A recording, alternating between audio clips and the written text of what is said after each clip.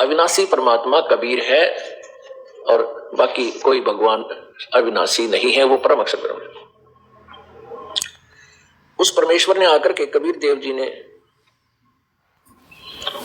हम भोली आत्माओं को जो काल के द्वारा भ्रमित ज्ञान के आधार से भिन्न भिन्न प्रकार की साधनाएं कर रहे थे, वो काल के जाल में फंसाए रखने का ही एक षड्यंत्र है इस काल भगवान का। उस षड्यंत्र का पर्दाफाश परमेश्वर ने आकर किया कबीर जी ने। अब परमात्मा हमें क्या ज्ञान देते हैं? राम नाम रटते रहो,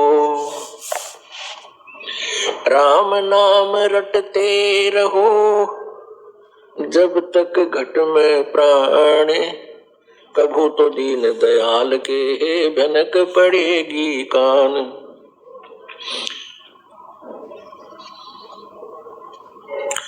परमेश्वर कबीर देव जी ने जो रिहर्सल की, एक रोल किया, एक दुल्हे की भूमिका की, और साथ में वो तत्वदर्शी संत के रूप में भी अपना ज्ञान प्रचार करते थे। अपना दैनिक कार्य भी एक मनुष्यवत करते थे, मनुष्य की तरह।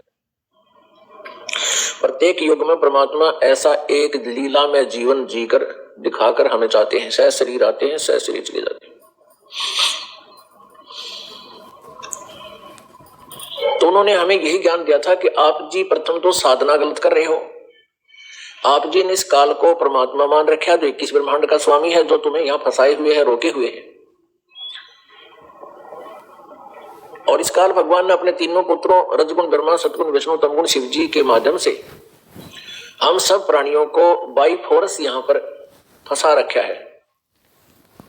जैसे गीता जी अध्याय नंबर 14 के श्लोक नंबर 3 से लेकर 5 तक ये गीता ज्ञान दाता श्री कृष्ण जी में प्रवेश करके यो काल बोल रहा है, ब्रह्म बोल रहा है, किस ब्रह्मांड का प्रभु क्षर पुरुष बोल रहा है।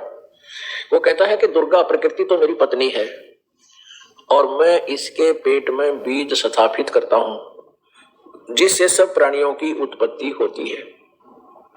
मैं सबका पिता हूं और दुर्गा प्रकृति सबकी माँ है, माता है। और इस प्रकृति से उत्पन्न, दुर्गा से उत्पन्न तीनों गुण, रजगुण ब्रह्मा, सतगुण विष्णु, तमगुण शिव जी, ये जीव आत्मा को यहाँ कर्मों के आधार से फंसा कर रखते हैं, बांध कर रखते हैं।